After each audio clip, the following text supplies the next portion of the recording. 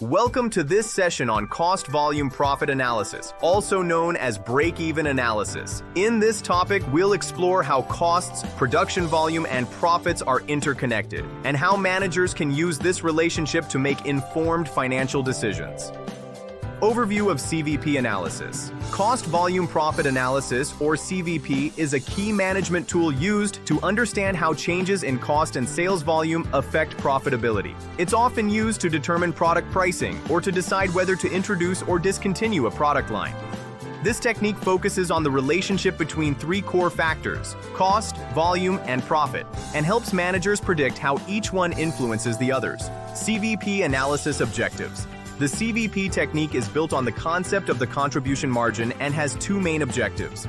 First, to determine the break-even level of operations. That's the point where total revenue equals total costs and profit is zero. Second, to predict how changes in costs, prices, or production levels will impact profit.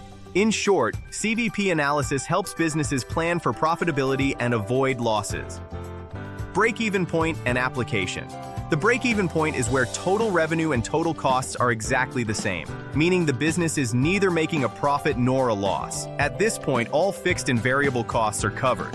By calculating this break-even level, managers can determine how many units need to be produced and sold for the company to start generating profit. Elements of CVP analysis. To perform CVP analysis effectively, three key elements are required.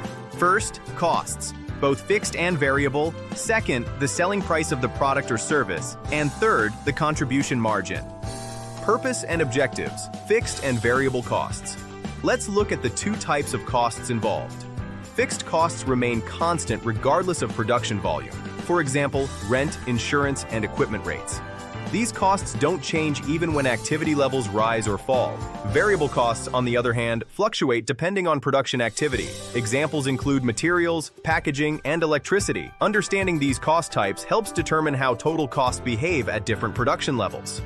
Selling price and contribution margin. Next, we look at selling price and contribution margin. The selling price is what the market is willing to pay for a product. It should realistically cover all costs plus a reasonable profit margin. The contribution margin is the difference between the selling price per unit and the variable cost per unit. It represents how much each unit contributes toward covering fixed costs and generating profit.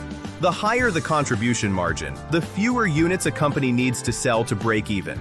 Example, Warby Meats. Let's apply this concept using an example. A meat processor sells a vacuum-packed rolled roast for $10 per unit. The variable cost per unit is $6, and total fixed costs are $100,000. This gives a contribution margin of $4 per unit, calculated as 10 minus 6, break-even point in units. To find the break-even point in units, divide total fixed costs by the contribution margin per unit. That's $100,000 divided by $4, which equals 25,000 units.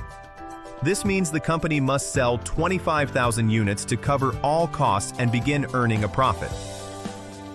Break-even point. Using contribution margin ratio.